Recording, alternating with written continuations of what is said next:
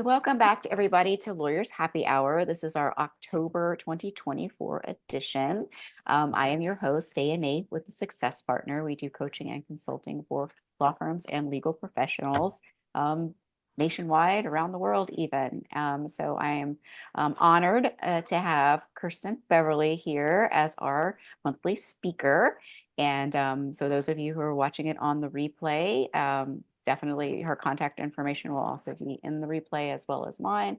And you can reach out to her with questions, but I cannot wait. I'm so excited to learn more about X, which was formerly known as Twitter. I've always heard it's been a great thing for us as lawyers to have this resource at our fingertips, in our palm, on the screen, and now I'm so excited to learn more about how to use it. So thank you, Kirsten. Just take it away.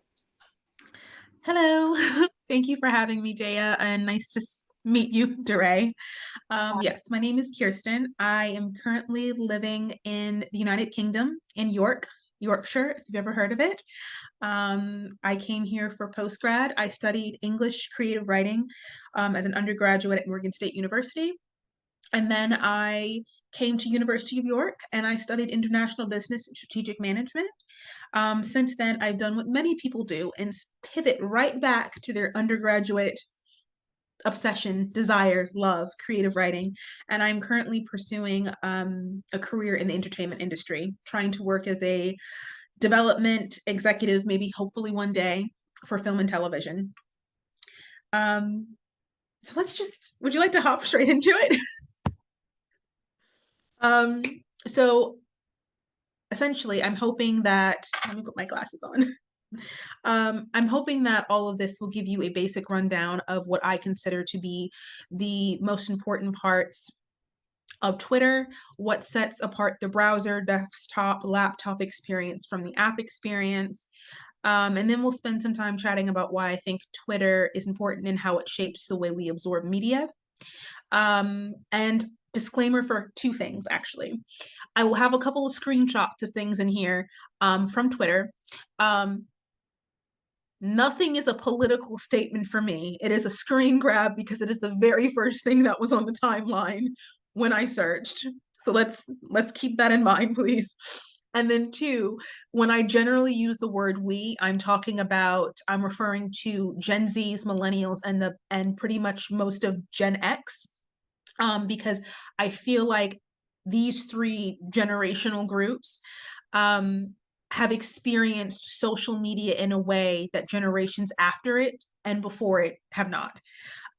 It is my personal belief that we grew up in an age, and I'm going to specify even more here, millennials mostly so, but all three generations grew up in an age where new social media platforms were coming out every year, or new ways to communicate and connect, which changed the way we communicate with one another and changes our expectations of what a social media platform is supposed to do, look like, and how we like our information packaged and delivered.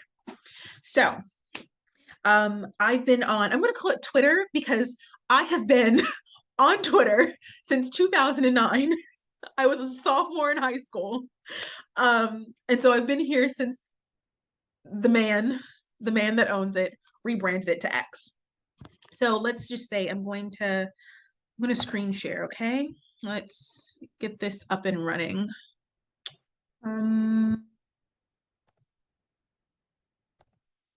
Let's present. Oh, wait, okay. Give me a second. I'm sorry.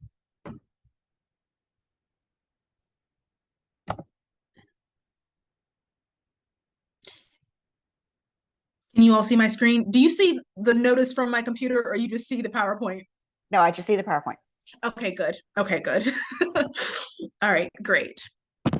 Let's get this started.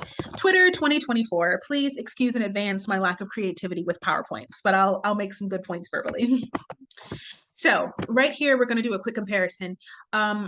Everything in this PowerPoint is my personal belief and how I digest social media and how I look at my peers. Should we wait a moment? Because there's someone.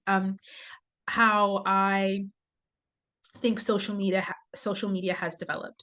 So I have here the big three: MySpace, Facebook, Twitter. became a big thing 2003, 2004, and 2006. And I've picked these three specifically, leaving things like Tumblr and Reddit, Vine, any of the other social media platforms that surfaced behind, because what these three have in common, in my opinion, is that they created a space where you could friend your friends, your mutuals, your acquaintances, and you could post updates about your life. It's different from Instagram and Vine, where they were, and TikTok, where creativity was the drive. MySpace, Facebook, and Twitter, all three of them, you're updating. Sometimes you're updating people about your life, or you're just posting just to post to get reactions out of people. And so we can see that we can see what year each one of them peaked. And I consider Twitter's peak years to be subjective for the fact that Twitter has always been a place where the less you do, the less you see. So to have something happening on your page, in the beginning especially, you'd need to interact with others. And of course, there are always those people who are just there to watch. And that's great, sometimes a little creepy, but it's great. Yeah, okay, let's move on, I think. So we're going to talk about really quickly what I consider the 5 things in the earlier days that set Twitter apart from the others, from MySpace and Facebook specifically, that made it. SMS updates. There was a time for Twitter where you could quite literally from your phone text your handle and update, and it would update your profile. You wouldn't have to get on the app. There actually, I don't even know if there was an app back then. There might have been. Yeah, it was an app.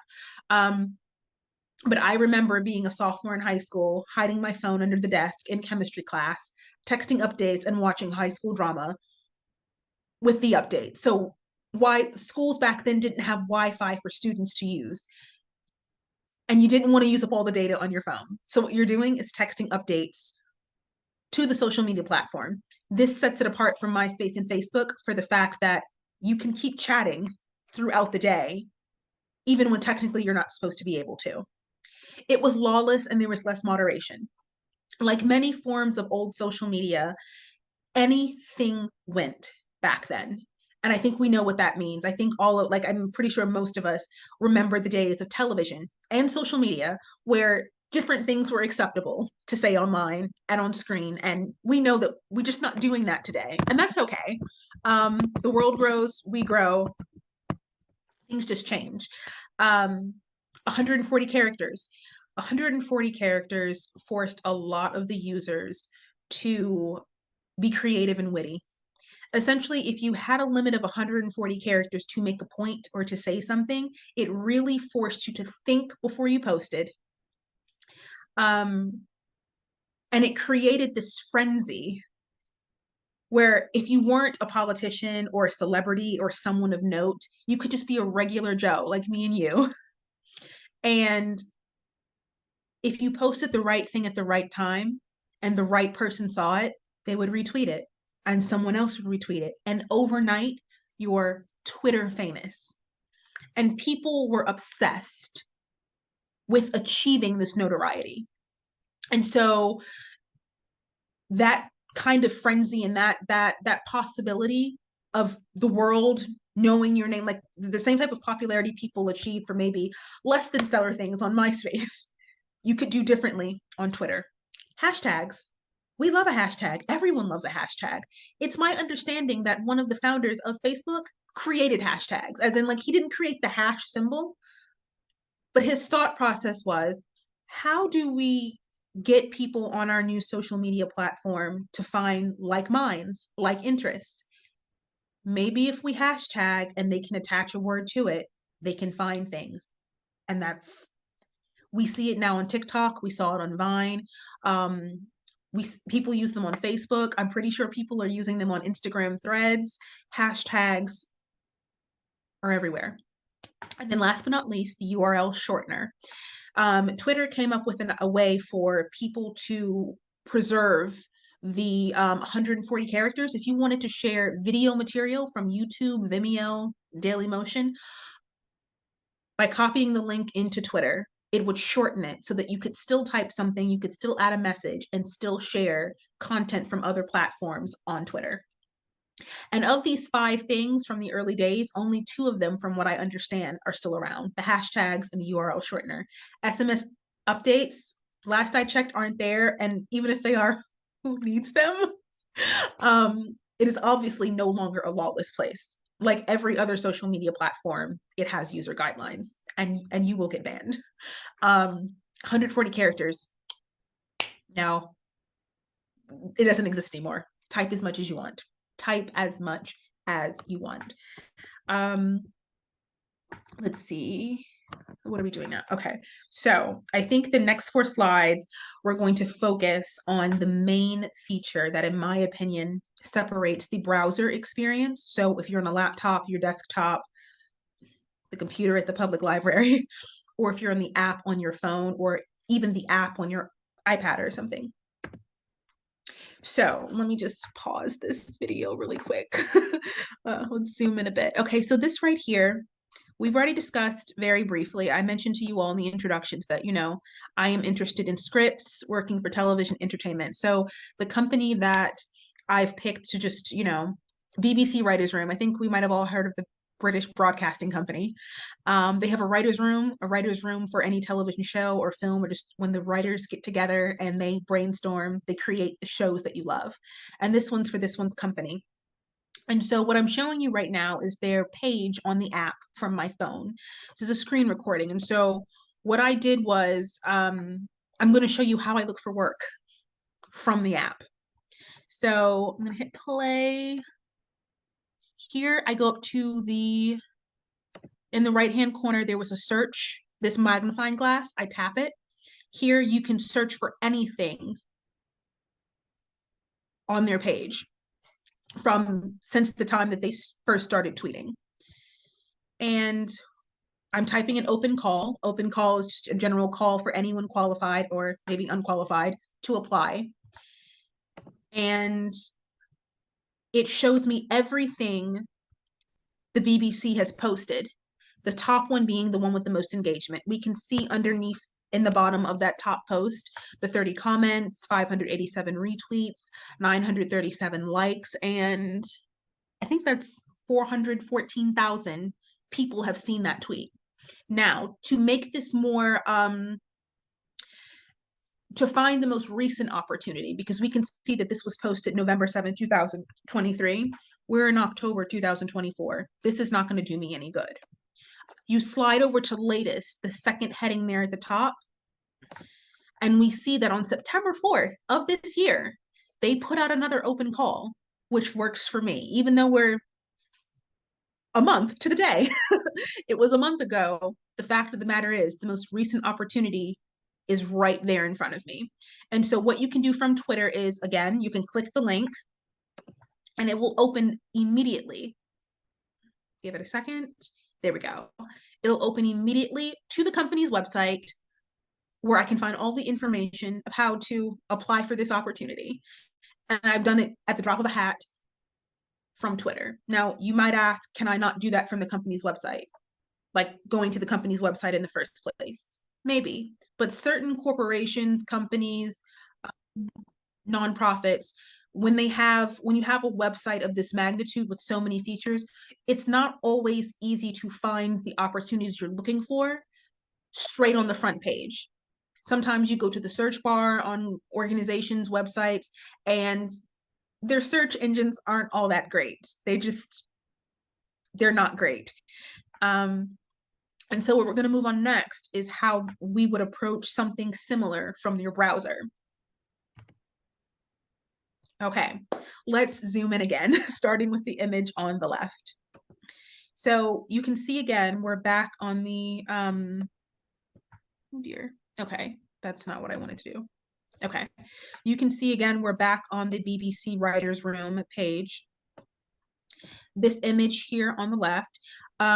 So what happens is, on your browser, on your desktop, your laptop, your public library's computer, you go to the top of your Twitter page, and in the search engine, you see that I've typed in BBC Writers Room. And once I've searched that, this page, well, actually, this page right here is what came up after I searched that. See, on a browser, you do not have the capability that you have on the phone to go straight to the person's page and search the tweets from their page. On a browser, you just have to generally search the handle on the regular search bar. Anything related to it will pop up, and then you click the more button here on the right next to the search engine, and then you have some options. And what I'm encouraging you all to do is to go to advanced search. Let's click over. And within advanced search, we get to specify what we're looking for. So as you can see here, I've typed in Father Brown. We've already done open call. I'm not going to redo that same search. It's just going to pull up the same stuff. So Father Brown, if you've never seen it, it's this cute little cozy crime show produced by the BBC. It's amazing. I really suggest you watch it, especially this fall and winter. Anyway, let's say I'm looking for jobs or opportunities to write or work on that show, specifically within the BBC Writers Room. I've typed in here at the top, Father Brown, and you can see on the second photo, I've specified BBC Writers Room. I know that in the previous slide, I've just shown you that you had to type it in to even find it, but unfortunately, you have to type it in again here. With this, next slide, you can see here from the search engine that that's what we searched, Father Brown from BBC Writers Room, and everything here in I think it's, yep, it's in, well, descending. Every opportunity or every time that company has tweeted about Father Brown. And we can see from here, September 15th, 2023 was the last time that they mentioned having any type of employment or job opportunities having to do with that television show. As you can, I didn't show you guys, I didn't take a screenshot of it, but you can see from here that I already toggled it to latest when I took the screen grab of my screen. So that being said, it tells me right off the bat that there are no opportunities that they have posted about this year to work on, to work for Father Brown with the BBC. And give me one moment, sorry, just give me a second. Okay, so as we can see, the app experience is different from the desktop experience. The app is definitely more accessible. There's an ease of access, but I personally believe that using the advanced settings to look for work and other things, we'll get to that also later. That's really important. I think what you all might be a little bit more interested in as lawyers. The experience is different, but I think you get a more in-depth, you have the opportunity to have more in-depth research from your browser. You just have to want to get on a computer. Before we head into what I think might interest you all the most, I do want to chat about this right quick. Is Twitter law? Should we just believe everything we see on Twitter? No, no, we should not. However, I did say yes and no up here for a reason. Okay, so I think Twitter is here to stay. I think that Twitter is the fastest and most reliable place for updates from journalists, professionals, community leaders, celebrities, organizations, and politicians. And the world we're living in right now, honestly, all of that matters. All of it matters. There is something on Twitter called the Explore and Trending page. You click on that and you can see based on the region, if you have your location settings on your phone or your laptop, it will show you everything trending maybe in your city, in your state, in your country. So if I were to show you my Explore page right now, I might see a couple things about, oh, for anyone that just joined, I'm from Baltimore, but I'm living in the UK right now. So I might see a couple things having to do with the bigger issues back home, probably political, but most of the things on my Explore and Trending page will have to do with celebrities or sports matches going on in the UK, or maybe weather updates. Common senses mentality, let's talk about that, is Twitter law. So this is not an actual Twitter term, but it's something I think of. So common senses mentality in my brain is whenever there's a hot topic or something that's being debated and watched by a significant number of Twitter users, the people speaking don't have to be journalists or professionals, community leaders, or any of the people listed in the bullet point above.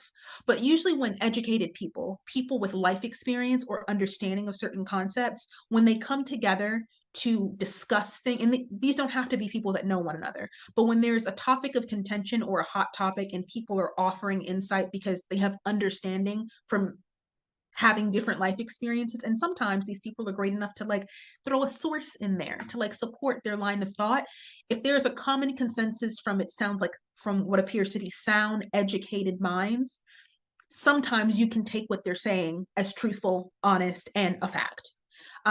You should always double check. It's always great to, pop on Google and do your own research, but there's a good chance when you have people that know what they're talking about and good intention and they're just trying to have discourse, you can take what they're saying as correct.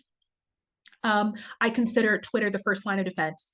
In all of these things that I'm talking about, believe what you can sometimes believe, and a lot of the times believe what you're seeing on Twitter. I know for people my age and a lot of my friends, I'm friends with journalists. I'm one of my roommate is an investigative journalist for The Guardian, and I asked him about this before I popped on here, and I said, hey, is Twitter like the first thing you go to? But then you go and fact check. He said, oh yeah, of course. Twitter is the first line of defense for a lot of people when it comes to a trending topic, a world event, or they need to know what's happening, because news outlets and their websites are not obsolete, but no one is going to wait for the morning paper anymore. No one is going to wait for them to come out with a carefully curated news article with all the citations and journalists and pictures attached. They can just go to Twitter. It's accessible, it's fast updating, it's what people love. Now, what is the potential problem with this?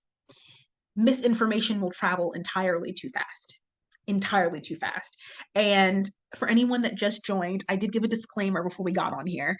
Anything that you see having to do with politics, a screenshot, it is not a political statement for me. It is the first thing that was on the search engine when I searched it, and I just, threw it right in the PowerPoint.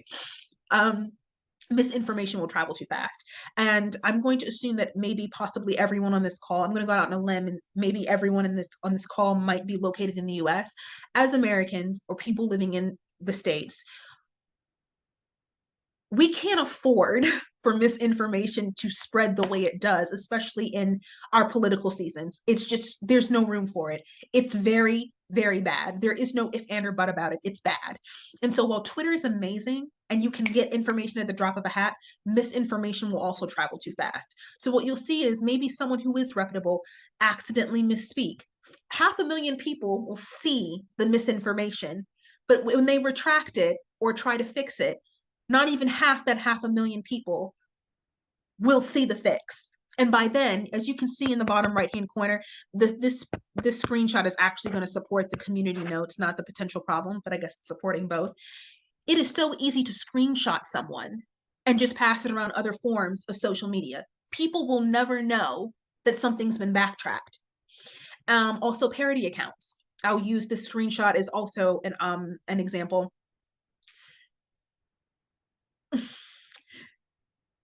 People make parody accounts of celebrities and politicians. And for people that don't know how to use Twitter or don't take the extra step of fact checking or checking what kind of page it is very easy to create an account with any politician's face, a handle, and to tweet something outrageous, categorically false, and spread not just misinformation, inciting violence, sowing seeds of discontent. It's bad. It's laughable because it's just like, what is going on? Why are we living in this world? But it's the reality. And so it always behoove you to double check, like, he said what? Oh, no, it's a parody account. They think they're funny. No, it's damaging. It's damaging to the country. Okay, down to community notes. So fact checking feature. All of this about fact checking. If we zoom in a bit, again, you can read what the man tweeted. That is not why we're here. We're going to talk about the community notes. let me just move this little box here. Okay, so that's his tweet. I'm more concerned about what it says beneath of it. Readers added context they thought people might want to know. So essentially, I don't know if the new owner of Twitter did this or it's something the company decided to do. But in this age of misinformation and just things going left very, very fast, they've added something called community notes where people can leave a comment on a tweet that they might, it's not just disagree with, where they think that there's false or incorrect information.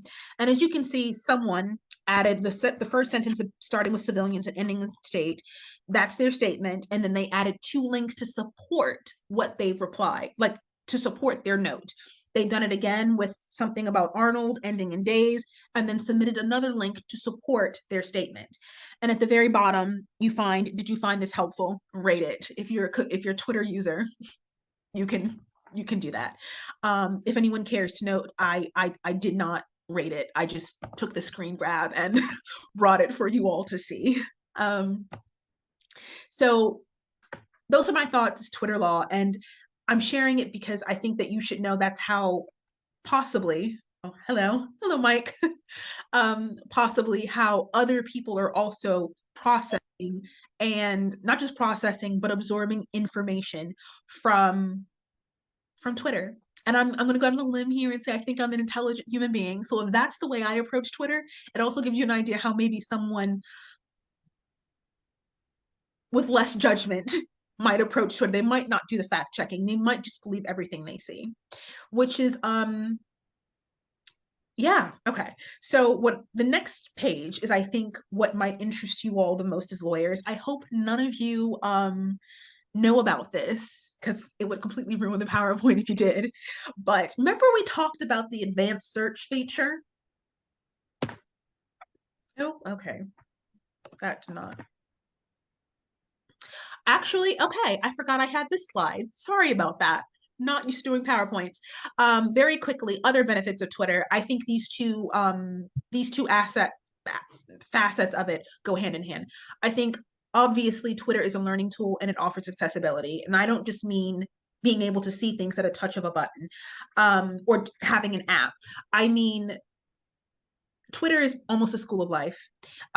There's something you're interested in learning about, you're finding a job, or there's a hot topic, whether it's social, whether it's economic, whether it's political, whether it has to do with nonprofits, whether it's understanding about literature or science. There are always people talking about things. And if you watch discourse, you learn so much more sometimes on Twitter, watching people talk and have healthy, sometimes unhealthy debates about hot topics than you did in school, because we don't learn everything in school. And sometimes social media is the key to learning things that sometimes you need to pay for. Or sometimes it's not even about having to pay for a college course or a degree to learn them. Sometimes you don't really learn until you communicate or watch other people communicate. And that's what Twitter brings that I don't see happening as much on others. Well, TikTok's doing it, but you have to want to put up with TikTok to, in Twitter, you just get to read at your own pace. Now, finally getting into what I think you're more concerned about as lawyers. Twitter can ruin your life. It can. Fun fact, I have 2 Twitters. I have two. My first one is the one that I've had since I was 14, and it is not the one I put out there to the world. The one I've been sharing with you is my adult Twitter. It is my professional Twitter. It is the one that is appropriate for professional groups. And so where I'm going with this Twitter can ruin your life. We talked about the advanced search 3 or 4 slides ago, where you can be more specific in looking for a job. Well, no. You can use the advanced search on anyone. You go to the search at the top of your page of your browser. Let me be very clear. This is the browser, not the app. You go in your browser, your desktop, your laptop. You go to the search engine, type in, name anyone you want to check up on. Maybe you have a client. Let's do it like that. You have a client and you're trying to make sure their past looks good from a Twitter standpoint. You type in their handle, you go through the motions like I told you before, more advanced search. It brings you here. This is the moment where you get to search for any word, any phrase, or any other account they could have engaged with from any date and find anything they've tweeted since the moment they opened their account. I think this is one of the main ways we see celebrities and politicians getting in trouble, because no one on the team thought to check Twitter. And when you have this option from a browser, I personally do not understand. I do not understand how people's tweets from 2008 are popping up and ruining their lives and careers. So you have this option, and I highly suggest you use it. I think anyone who is a professional who knows, we're not the same people we were 10 years ago. We're not the same people we were 15 or 20 years ago. It is okay to grow and change as a person. It's not okay to not take care of your social media. So this is a great opportunity. Do it for yourself, do it for a client. You go on there, type in any word. It could be a choice word. You type in your account and it pops up. If you want to see how many times you've interacted with another account that maybe has fallen into disrepute, you type in, see how many times that maybe you engaged with that person on Twitter. And you can go through and delete each and every one of those tweets. We know the internet is forever. You have a carbon footprint. But unless someone goes to the Internet Archive, I don't personally think they'll be able to find it on Twitter after you've deleted it. Again, this can inform well. I don't know what kind of law each and every one of you practice, but if you have a client and they say they're good, but Twitter proves they're not good, you've done the prelim. There should be no surprises. There should be no from the opposition here, because you took care of it. You did it already. So yeah, Twitter can and will ruin your life if you let it. So conclusion, my three main things. I think Twitter is resourceful for all the reasons I just mentioned, but I'll run through again. Education. You get quick and instant, wow, my two guys, I had two images of like the old Twitter and the X on either side, and they obviously have not loaded. I'm sorry. It's resourceful. You get information at the drop of a hat on any topic you want, from politics to the weather to economics to sports, anything.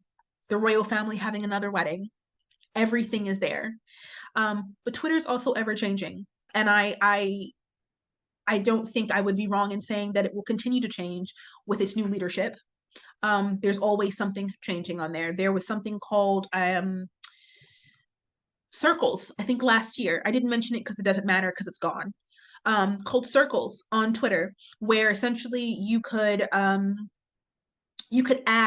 It's like close friends on Instagram. If anyone has Instagram, close friends, you get to add certain people, and that gave people a reason to tweet more private things that only certain people can see. But they got rid of it, and many people bemoan that fact. But moving on, it's ever changing. Twitter is ever changing. We could wake up tomorrow and the advanced search feature, which I love so much, could be gone. It could be gone. But also, I think, despite the fact that it's ever changing, I think it's stable.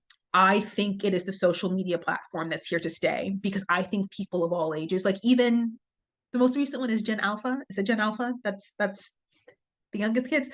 I think even when they are old enough to have more advanced social media platforms, if they're already on there, regardless of what their interests are, I think Twitter is the only one that's bringing information quick, and especially as Americans, quick and at the touch of a button. Other platforms are great. They're a little bit cozier. Some of them are more geared towards creativity, but Twitter doesn't need any of that. You see even massive, news outlets like CNN, they all have a Twitter account. Why? Everyone wants to be first. Everyone wants to be first. If you're not first, you're last. And Twitter's doing it. It's doing it. You don't even really need to talk to people. I do suggest you hop on there. You get updates. Like we've got some things coming up in November. You see updates faster there sometimes than you see waiting for them to announce things on CNN. So it's not like anything's going to change, but it just, you get things faster and we like things fast. So that's Twitter. That's Twitter. Thank you. Thank you, Kirsten. That was a great presentation and definitely a download of what's been going on with Twitter. I have been hearing that there is a sort of a resurgence. I don't know if there was ever, I mean, someone who was on it all the time, you might have not noticed that, but more of a resurgence now coming up. I'm hearing a lot more people talk about it, a lot more people using it. And as far as using those search features, following the people who are going to be relevant to our industry, whichever industry that we're specializing in our legal practice or consulting practice, whatever we're working on, I think can really get us that information, let us have a jump on that information. Yeah. And that's what I'm definitely interested in cornering the market or using that as an advantage. One thing I have found from Twitter though is like when I haven't used my account for a while, it's hard to get back into it. It still exists, but it's like a lot of two-factor identification and text this and mail that and all that. Yeah. So yeah, okay. Yeah. Listen, I don't like two-factor authentications, but I have to be honest, the rate in which people are getting hacked these days, I just put up with it. Because I recently I lost my Facebook to that. It was like, Yeah. so, and that's the same one that I've had, since 13, 14. So that was heartbreaking, but we're here. We're here. Yeah. But yeah, does anyone have any questions? Like I know we had a couple of late arrivals and I'd love to go over. I have the time. I know you said you were being, but I prepared for this. So Yeah. if anyone has any questions, I'd love to. Yeah, I just want to welcome Mike and Salome and Anne. They joined. Jeray got to introduce herself right as we got started, but if anyone wants to make a Yes. quick introduction, that would be great. Sure, Mike. Yeah, you just saw my technology savvy. I don't even know how to put my hand up on the Zoom. But anyway, I have a question on Twitter. I think, and I came late, but I think you hit it right on the head. It's here and it's resurgence, whatever. And I work with law firms in a marketing capacity. And right now they are just all over LinkedIn. They think LinkedIn is the place to be. And it is good for announcements because I think they might think it's a safe space. But 3-4 years ago, Twitter was really the place to make announcements. And I always thought it was because, and just to generalize, I mean, personally, I believe we're headline readers. We want things short and sweet. Twitter was, I mean, they just perfected that whole however many characters and in and out with hits. Did they kind of open the door when they became X for some of these other social media to possibly get their foot in the door as a go-to place to make announcements, new partner hired, or we just brought over a new bankruptcy division from another law firm, those types of things. What I'm noticing, I understand your question. I think there was a slight blowback when leadership changed, just out of annoyance. But at the end of the day, I think the company succeeding and getting done when it needs to get done outranks the annoyance with the leadership. And so for my personal industry, what I've noticed is that I'm seeing that the headlines on both platforms, LinkedIn and Twitter, I'm seeing them cross-posting, they call it. Yeah. I think it all depends on the industry and the individual, because I have a LinkedIn and I use it to look for jobs, but at the same time, I am sometimes annoyed by LinkedIn because people are using it the way they used to use Facebook. They're using it for personal life updates these days. And I'm just one of those people. I'm not crotchety and grouchy, but I don't want to see your wedding announcement on LinkedIn. We're here to find work. And congratulations, but that's not what we're here for. And so from a marketing standpoint, I can't answer it with full confidence, but what I can say is I'm noticing a lot of companies, they're cross-posting. Cross-post it, yeah. They're always going to post it on link because you're also cornering different generations and different kinds of not Yeah. customers, but like from a hiring mark. Yeah, you're always touching a different marketing group, like consumer group. And You are so hitting consumer, and I think that's a very important point because in the markets I serve anyway, there is a big generational handing off of the torch happening right now.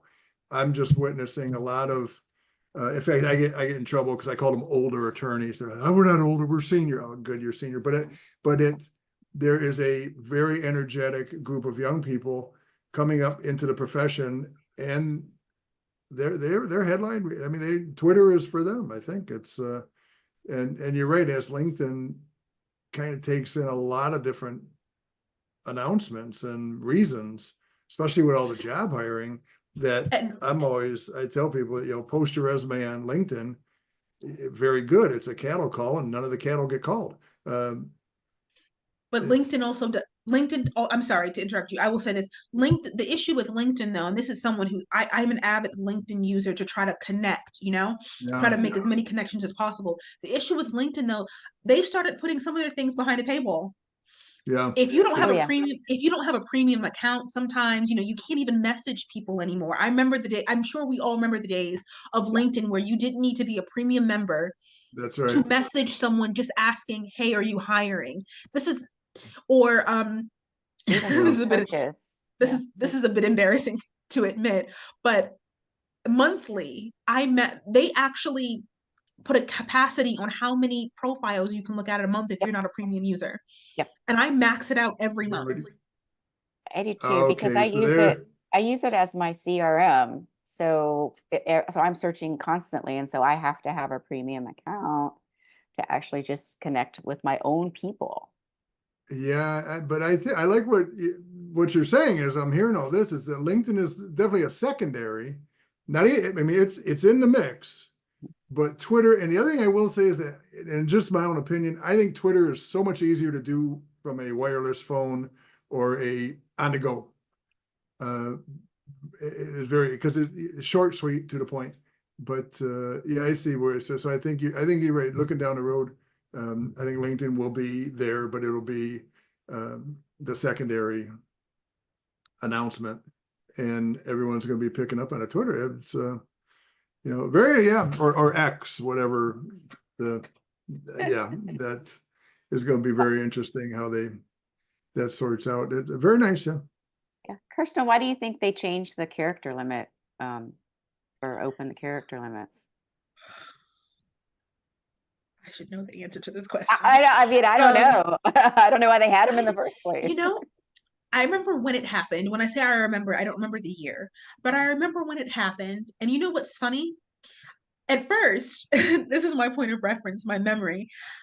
I realized that it expanded, I think, because I realized Beyonce had posted something on Twitter and they'd given her, like, she had extra characters. I said, oh my goodness, did they expand it just for her? And then someone messaged me, like, Kirsten, no.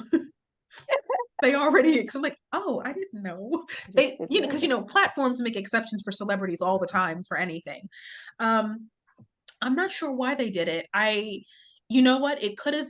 I'm trying to think if there was any other social media platform that was been, leading competitor that could have surpassed it. But I don't think there's anything with the same style and interface and kind of Yeah, I feel like they did it kind of incrementally. Like it's like, oh, it went from 140 to like 200, and we're like, ooh, yeah. And then I didn't realize that there wasn't a limit now at all. There's So no you can the whole article. There's I mean, there's a limit for each tweet, but you could just make a thread, and that's something I forgot to mention. I can't remember if threads have been there since day one.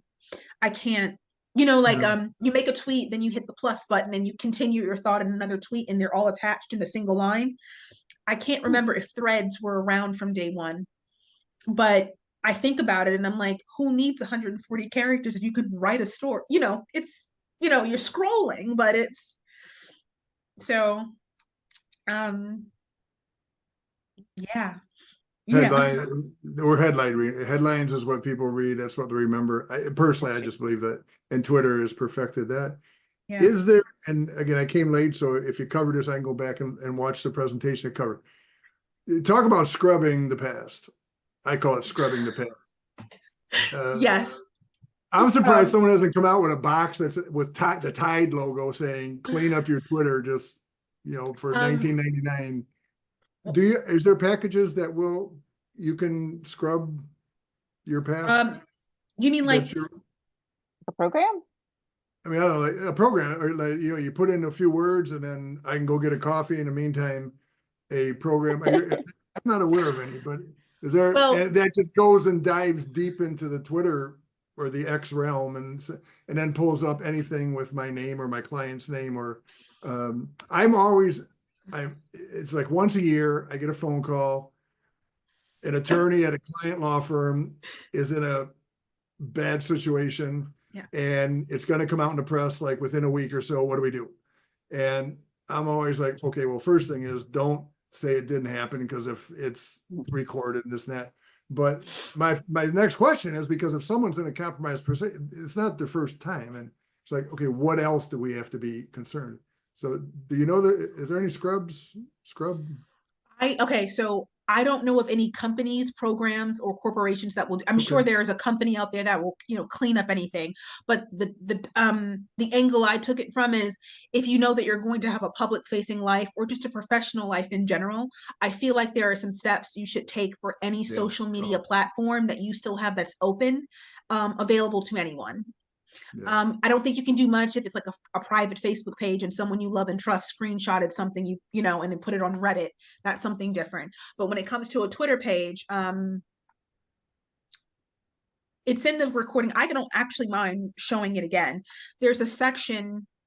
Do you mind, Daya? Or no, I can go take a look. I can go look at the whole thing. We just have about 4 minutes left, because we do end on time. Okay, I can look back. Okay, so I'll just say a few words then. Not the app, but the browser. If you get your laptop up, your computer up, and you look at your Twitter account from your browser, you go to the search engine. If there is any of your clients, any of your associates, if they type in the name of their own handle, hit the more button and advanced search, it'll bring up a very long list of options. You can put in your handle and have it, you can put in anything and it'll bring up everything that you've tweeted from the day you started your account. And I was saying earlier, I just turned 30 last month. And so I've had my Twitter since I was 14. I have tweeted my other one, not this one. I've tweeted things I have no business tweeting. None. But Twitter was different. Life was different back then. Times are different. We've accepted it. But we're not the same people. And I just don't agree being held to the candle for things that I did 15 years ago. And so with the advanced search, I feel like if you want to have a public facing life, or you want to have an open social media account, or you want to just be a professional and you don't want to get fired, I'm just calling it, I'm being very blunt about it, is the advanced search right there. You can look up anything. Any phrase, any choice words. If you don't want to be connected to another user because you think they might be, there's something iffy about this person, you can put in your name, your handle, and then their handle. And every time you've communicated in public on Twitter, it'll pop up. You can go through and delete those tweets. You're going to have to do it yourself unless you hire a company to do it for you. And I personally don't think anyone should be able to find it from looking at Twitter unless they go to like the Internet Archive. And at that point, I don't know what to say, because the Internet Archive is an actual website. I guess I don't know if you guys know. But that's internetarchive.com. It's like the way back. The other thing that I face is that when say a partner leaves a firm and they're cashing out, so to speak. Well, all the other partners want to cash them out as little as possible. And I've heard stories, they would just dig up whatever they can to say, well, God, we didn't even know you were disparaging our name for all these years, blah, blah, blah. So, but I understand, there is a reason to go have a look at that. And I guess a good tip. And thank you. Good tip. Yes. I think it's honestly just appropriate for any professional in general. It's just take care of yourself. Now, a caveat is if you have been served in a lawsuit, you have a duty not to do that. but I know nothing about that. Okay, I know like that is What? not what I'm What? saying at if all. it's your routine, if it's your routine to keep your stuff clean and tidy and go back Yeah. into it, Yes. then that's one thing. But if you know a litigation is coming, then Yeah. Yeah. I don't know anything about that. You I work in entertainment.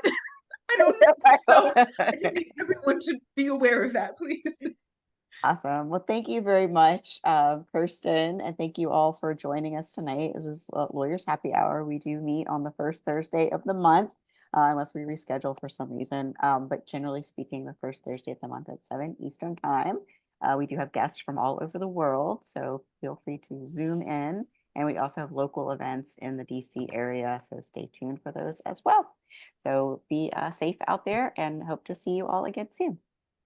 Thank you for having me. Bye, Yeah. everyone. Bye. Yep. Thank you.